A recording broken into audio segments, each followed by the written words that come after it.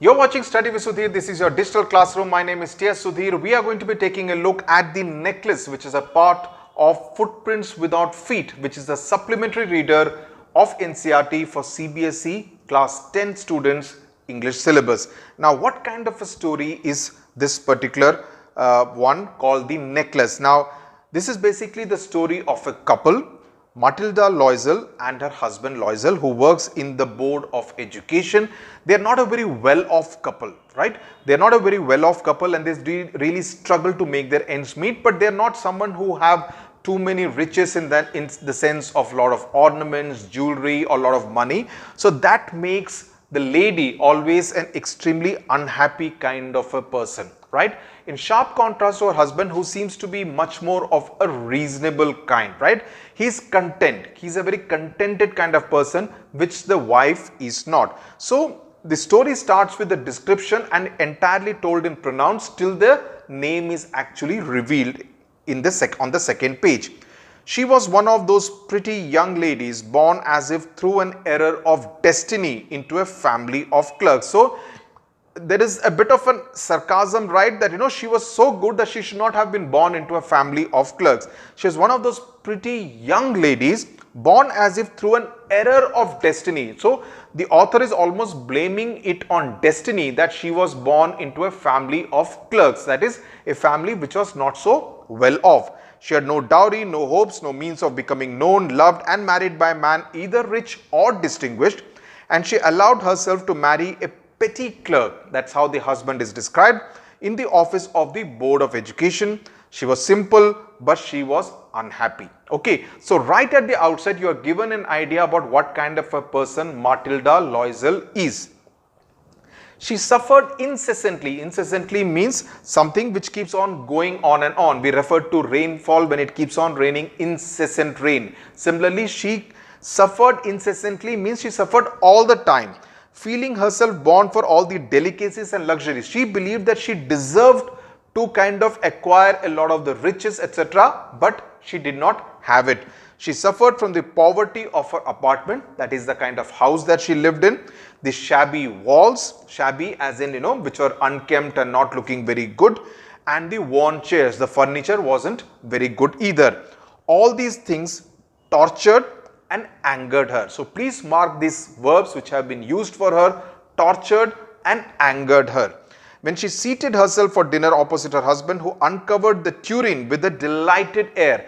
Tureen essentially means a deep covered dish from which the soup is served, saying, "Oh, the good pot pie, I know nothing better than that." So he is obviously much more of a positive kind of a disposition. He likes to praise and feel good and positive about life, unlike his wife, who is all the time angry, miserable and unhappy about life in general. She would think at the same time, while he would be making this kind of an exclamation kind of a remark, she would think of the elegant dinners of shining silver. So she was not happy with the crockery in her house on the dining table. She wanted shining silver kind of cutlery and crockery. She thought of the exquisite food served in marvelous dishes. She had neither frocks nor jewels, nothing. So she neither had the right kind of attire nor any kind of accessories in terms of jewelry, and she loved only those things. So those are the things that she wanted, she kind of yearned for, and yet she did not have it, and that made her very miserable and angry. She had a rich friend. Now this paragraph is also important because it also gives you a glimpse of the kind of personality Matilda is. She had a rich friend, a schoolmate at the convent, so obviously someone she knew for many years, who she did not like to visit. She suffered so much when she returned because obviously that schoolmate was much better off. So she felt miserable whenever she saw her and felt even more aggrieved that she did not have access to all those riches that the schoolmate had. She wept for whole days from despair and disappointment, that so tortured she was as a result of seeing what all the schoolmate had, that she felt extremely disappointed and angry, and in a situation of utter despair. One evening, her husband returned elated. Elated means feeling very happy, bearing in his hand a large envelope. Here is something for you. So he has got an invitation card for the couple into a specific invitation for an evening to which some select people only have been invited. So he is feeling good that he and his wife have been invited to that particular event at the minister's residence. Okay. But while he expects his wife to feel happy at the invitation, she actually reacts completely the opposite way. She says that, what do you suppose I want to do with that? So she says, what do you suppose I have to wear to such a thing as that? So she is bothered about how she will look, how she will appear, what are the jewelry and the dress that she will wear to such an event. So he very gradually says, why can't you wear the dress that you wear to the theatre? And she is obviously extremely unhappy at what is being suggested. Vexation essentially means to feel very unhappy and angry about it. So again you realize that he is of a positive disposition who believes in kind of making do with whatever they have, while the wife obviously always aspires for much more in life, while not really having the means to acquire it. He was grieved but answered, let us see, Matilda, how much would a suitable costume cost, something that would serve for other occasions, something very simple. So he is not kind of averse to the idea of spending so that she can feel happy. Again shows something about the character of the husband. And finally she says 400 francs. Now that is a sum of money that he had actually saved in order to join some hunting parties the next summer with some friends. So he says, okay, I will give you the 400 francs, but try to have a pretty dress. So the day of the ball appeared and Madame Loisel seemed sad, disturbed, anxious because her dress was ready, but she did not have any jewelry to go with it. So you realize that she is always looking for reasons also to feel unhappy. Now she had a dress, but she did not have the right kind of jewelry to wear along with it. So he very casually mentions that, why don't you wear some natural flowers that will look very chic, that is very fashionable. She says, no, that would be very humiliating, and this line is important.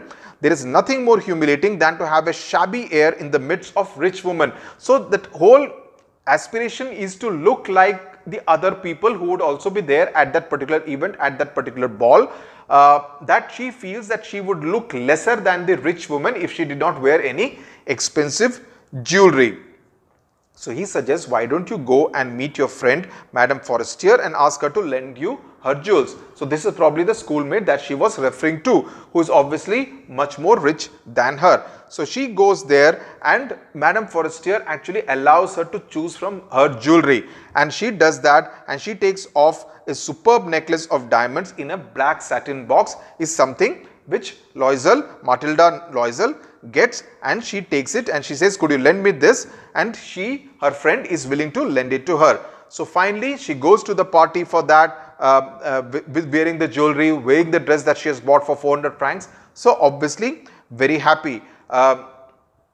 She dances there with enthusiasm, intoxicated with pleasure, thinks of nothing but all this admiration, this victory so complete and sweet to her heart. So in a sense that she is quite happy with the artificiality of what she is wearing in terms of the jewelry and the dress, the kind of happiness that it brings to Matilda. Okay, so it shows something about the kind of person that Matilda was.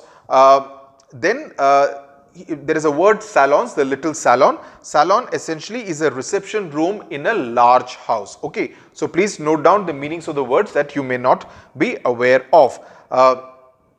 When there is a talk about her being envious before. Now envious also kind of indicates that there is a bit of an inferiority complex that Matilda Loisel suffers from. So that's another aspect of her personality that you should be aware of, because she is not someone who is very happy with the way she is. All the time she thinks that she needs to match up to how the others are in society, and this kind of comparisons only make her feel more and more unhappy with life. Now subsequently they come home and that's when she discovers that the necklace is missing, and that gives her the shock of her life, that the necklace that she had borrowed from her friend has actually gone missing, and she obviously assumes that it is an extremely expensive necklace, right? So then they go and search for it. They are not able to find it.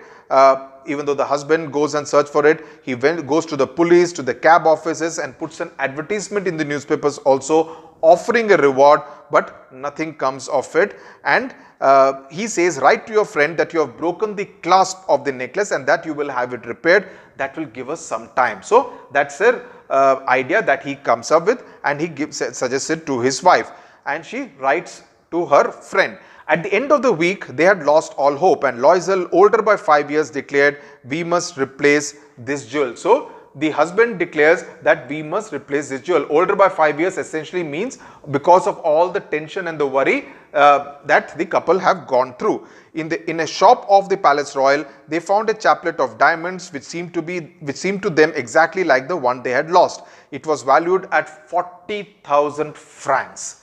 40,000.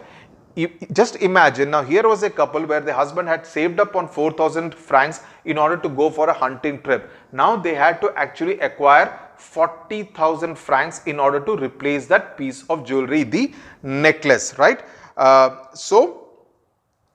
He possessed 18,000 francs which his father had left for him. He borrowed another 18,000 francs, depositing on the merchant's counter 36,000 francs. Okay, and then she goes and returns it to the lady, Madame Forestier. Madame Loisel took back the jewels to Madame Forestier. The latter said to her in a frigid tone. Frigid means a cold kind of tone, a very unfriendly kind of a tone. You should have returned to them to me sooner, for I might have needed them. So she is obviously not very amused by the delay. Now, subsequently what happens is the hardship that the couple has to go through, because then she goes through washing the dishes, they rent some rooms in an attic, they send away the maid, they change their lodgings, basically bringing down the standard of their living.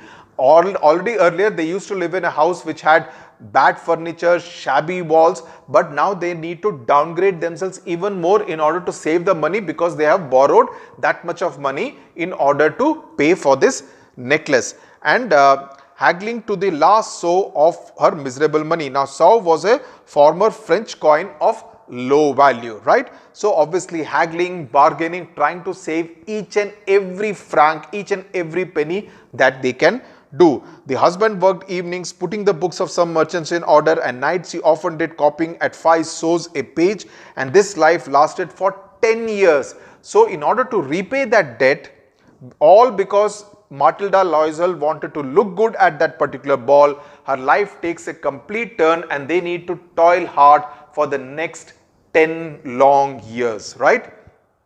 At the end of 10 years, they had restored all the debt, they had repaid of all the debt. Madame Loisel seemed old now. She had become a strong, hard woman, the crude woman of the poor household. Her hair badly dressed, her skirts awry. Awry means shabby and not very, in a slightly unkempt kind of manner, not very proper in that sense. Her hands red, she spoke in a loud tone and washed the floors with large pails of water, lot of water. Basically, now she couldn't care about what her house really looked like. But sometimes when her husband was at the office, she would seat herself before the window and think of that evening party of former times, of that ball where she was so beautiful and so flattered. So that evening changed completely. That was the last time she thought she looked so pretty. How would it have been if she had not lost the necklace? Who knows how singular is life and how full of changes, how small a thing can ruin or save one. So one evening's event changed her complete life over the last decade. One Sunday, as she was taking a walk in the Champs-Élysées in Paris to rid herself of the cares of the week, she suddenly perceived a woman walking with a child. It was Madame Forestier, still young, still pretty, still attractive. Madame Loisel was affected. Should she speak to her? So she's obviously very conscious, and she does not like, because of that lady and the necklace that she had lost, her life had completely changed. Yes, certainly, and now that she had paid, she would tell her all. Why not? So she wanted to get it off her chest. She wanted to reveal what had actually happened. She approached her. Good morning, Jean. Her friend did not recognize her. So her name is Jean Forestier. Her friend did not recognize her and was astonished to be so familiarly addressed by this common personage. Common person is someone who looked very ordinary. She stammered, "But madam, I do not know. You must be mistaken. I am Matilda Loisel." Her friend uttered a cry of astonishment. "Oh, my poor Matilda, how you have changed." Yes, I've had some hard days since I saw you and some miserable ones, and all because of you. Now she's kind of putting it on her, almost in a sense blaming her for what had happened. She believed that it was because of her necklace, whereas it was because of her own sense of inferiority complex. It was all because of her own sense of wanting to match up to the other rich ladies in society that this kind of an event had happened, occurred to her in her life. You recall the diamond necklace you had loaned me to wear to the minister's ball? Yes, very well. Well, I lost it. How is that, since you returned it to me? I returned another to you exactly like it, and it has taken us 10 years to pay for it. But it is finished and I am decently content. Okay. Madame Forestier stopped short. She said, you say that you bought a diamond necklace to replace mine? Yes, you did not perceive it then, they were just alike. So she says, didn't you recognize the fact that it was a different piece? It was not the same as what you had lent me. It was a different piece. So Madame Forestier is aghast that she had actually bought a diamond necklace to replace the one that she had lent to Matilda Loisel. And she smiled with proud and simple joy. Madame Forestier was touched and took both her hands, and she replied, oh, my poor Matilda, mine were false. So the diamond necklace that she had lent to Loisel, Matilda Loisel, was actually a fake piece. It did not cost 40,000 francs. They were not worth more than 500 francs. So for a piece which was only worth 500 francs or less, she had actually borrowed or spent 40,000 francs in order to replace it, and then toiled for 10 years in order to repay the debt. So you see what a change her life had actually undergone in order to, because she did not know the truth, and because she was all the time leading a fake like her life herself. She wanted to match up with the rest in society, right? And because of that kind of a temperament, she ended up doing something again which is all about being fake, replacing a fake necklace with an original diamond necklace, and then toiling hard and suffering for 10 long years along with her husband in order to repay the debt. So while there was an element of honesty, the honesty quotient was certainly there, because they did not think that let me not return the necklace at all or say something else. They returned the necklace, or rather replaced the necklace with what they thought was an original valued necklace, but ended up suffering. So the moral of the story is, do not try to match up, or do not try to do what you cannot afford to do. You know, you should cut the cloth according to how big the cloth is, you know, when you are making a dress. So that's something very important. That's really the moral of the story. Now, what are the kind of questions that can really come from this particular chapter? Now, what are the kind of questions that have come in previous board papers? That is something which you should know. Why was Madame Loisel shocked to know at the end of the story? So again, details from the story which you should also quote from the story, quote words from the story, that will make your answer look that much better. So this came in CBSE 2017, that why was she shocked to know at the end of the story. So you need to write the details. Why was Madame Loisel always unhappy? So you should always write and again quote that she was living in a house with shabby walls, poor furniture. She always thought that she deserved more, and because it was because of destiny that she had landed up marrying a petty clerk who worked at the Board of Education. Why did Matilda not want to see her rich friends? Again, something which is there in the story. So if you read the story 2-3 times, mark all the keywords and just try to stay true to the story and write it in your answers. That will actually fetch you full marks as far as the English paper is concerned. Do you think, now this has come in 2015, do you think Madame Loisels, the Loisels, had an enjoyable evening at the ball? Give reasons for your answer, right? So while the husband was not so interested, right, but he thought it was a good evening out as far as his wife Matilda was concerned. But his wife really enjoyed it, and she really thought she matched up to all those rich women in Paris at that particular evening ball. Then you need to write about what changes came into your life, came into the life of the Loisels after borrowing money. That's again something which you would do well to know from the text and quote from the text. The theme of the story is vanity, a sense of vanity, a sense of false pride, a sense of wanting to match up with the rest of society always lands people in trouble. So you could get a question about whether this is what this story tries to convey, and how do you kind of pick up instances from the story which kind of convey and substantiate this point. So Another story which you could get, and that has come in 2019, is that Madame Forestier proved to be a true friend of the Loisels. Elaborate. So how does she? She helps her in their hour of need. She needs the necklace, so she offers her necklace, in fact her entire jewelry set, and says you can choose from that. And so in that sense, she's very generous about giving her this thing. Though she's not very happy about it, and she makes a sarcastic comment, or rather makes a slightly impolite comment, but at the same time she's considerate about the fact that she will need a week more to return the necklace. And at the end of the story, she honestly reveals to Matilda that her necklace was actually fake and it was not more than 500 francs. So in that sense, she was indeed like a true friend to Matilda Loisel. So these are some of the questions that may come, which you should prepare so that you can have this particular story, which is a nice, interesting, and also at the same time a very easy story to attempt as far as your examination is concerned. Thank you very much for watching.